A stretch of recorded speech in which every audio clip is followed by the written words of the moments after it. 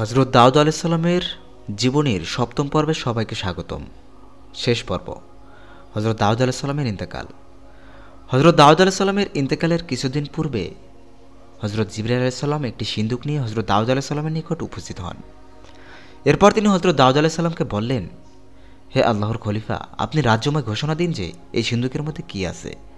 সে কথা সঠিকভাবে যে বলতে পারবে তাকেই খেলাফত ও রাজত্ব উত্তরাধিকার নির্বাচন করা হবে।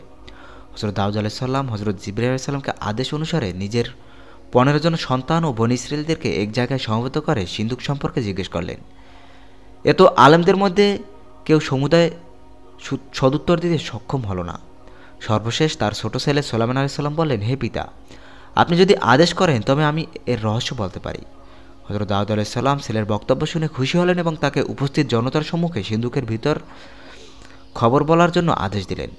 হজরত সুলাইমান আলাইসাল্লাম প্রথমে আল্লাহ তাআলার নাম মুখে উচ্চারণ করলেন, অতঃপর বললেন, ভাই সব, সিন্দুকের মধ্যে আছে একটি হাতের আংটি, একটি চাবুক ও একটি চিঠি। একথা শুনে হজরত দাউদ আলাইসাল্লাম সকলের সম্মুখে সিন্দুকটি খুলে দেখলেন। হ্যাঁ, ওর মধ্যে উক্ত 3টি জিনিসই রয়েছে। তখন তিনি সকলকে লক্ষ্য করে বললেন, তোমরা কে বলতে পারো চিঠির মধ্যে কি লেখা আছে? এক কথায় কেউ উত্তর দিতে পারল না। তখন হজরত সুলাইমান আলাইসাল্লাম বললেন, আব্বা, আপনি যদি আদেশ দেন আমি বলতে পারবো। হজরত দাউদ আলাইসাল্লাম বললেন, বলো, চিঠির বিষয়বস্তু কী? হজরত সুলাইমান আলাইসাল্লাম বললেন, চিঠির মধ্যে 5টি বিষয় উল্লেখ করা হয়েছে: ঈমান, প্রেম, বুদ্ধি, শালীলতা ও শক্তি। হজরত দাউদ আলাইসাল্লাম তখন জিজ্ঞেস করলেন, মানুষের শরীরে এই 5টি গুণের স্থানের নাম বলো। হজরত সুলাইমান আলাইসাল্লাম তখন বললেন, ঈমান ও প্রেমের অবস্থান হচ্ছে মানুষের অন্তরে, বুদ্ধির অবস্থান হলো মস্তিষ্কে, শালীনতা ও লজ্জাবোধের অবস্থান হলো চোখ ও মুখে, শক্তির অবস্থান হলো হাড্ডির মাঝে। হজরত দাউদ আলাইসাল্লাম সিন্দুকের রক্ষিত বস্তুসমূহের রহস্য উদ্ঘাটনের জন্য সুলাইমান আলাইসাল্লামকে ধন্যবাদ দিলেন এবং তাকে তার উত্তরাধিকারী বলে ঘোষণা দিলেন। অতঃপর সুলাইমান আলাইসাল্লামকে নিজ আসনে বসিয়ে এক বিদায়ী বক্তৃতার সকলে নিকট থেকে ন্যায়, অন্যায় ও ভুল ত্রুটির জন্য ক্ষমা চেয়ে নিলেন। অতঃপর তাদের শেষ হেদায়েতের জন্য তওবা করলেন। সর্বশেষ তিনি সিন্দুকের রক্ষিত আংটি হজরত সুলাইমান আলাইসাল্লামকে পরিয়ে দিলেন। এটি হলো বেহেশতের আংটি।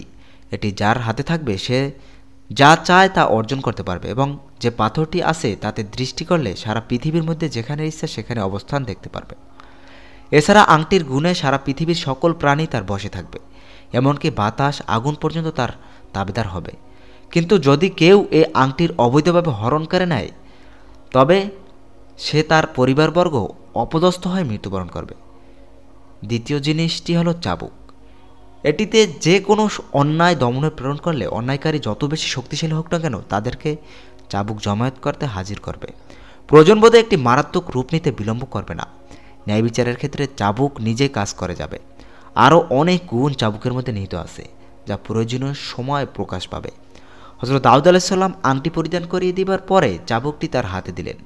সবশেষে হজরত দাউদ আলাইসাল্লাম বললেন, চিঠির মধ্যে যে 5টি জিনিসের কথা উল্লেখ করা হয়েছে উহার উদ্দেশ্য হলো আল্লাহ তাআলা খেলাফি ও রাজ্য পরিচালনার ক্ষেত্রে উক্ত 5টি গুণ দ্বারা বিচার করে এবং উহার আশ্রয় নিয়ে সর্বক্ষেত্রে অগ্রসর হতে হবে।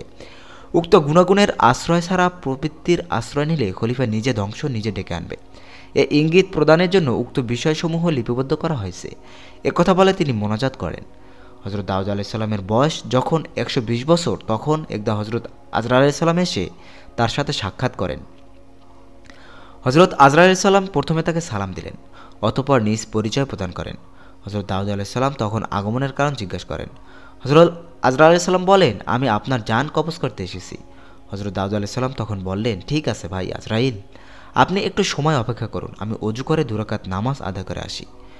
হজরত আজরাইল বললেন, নির্দিষ্ট সময়ের পূর্বে যদি নামাজ আদায় করতে পারেন তবে চেষ্টা করুন। হজরত দাউদ আলাইসাল্লাম তখন তাড়াতাড়ি উজু সমাদা করে নামাজ দাঁড়াতে থাকেন। এমন সময় হজরত আজরাইল আলাইসাল্লাম তার জান কবজ করে দিলেন।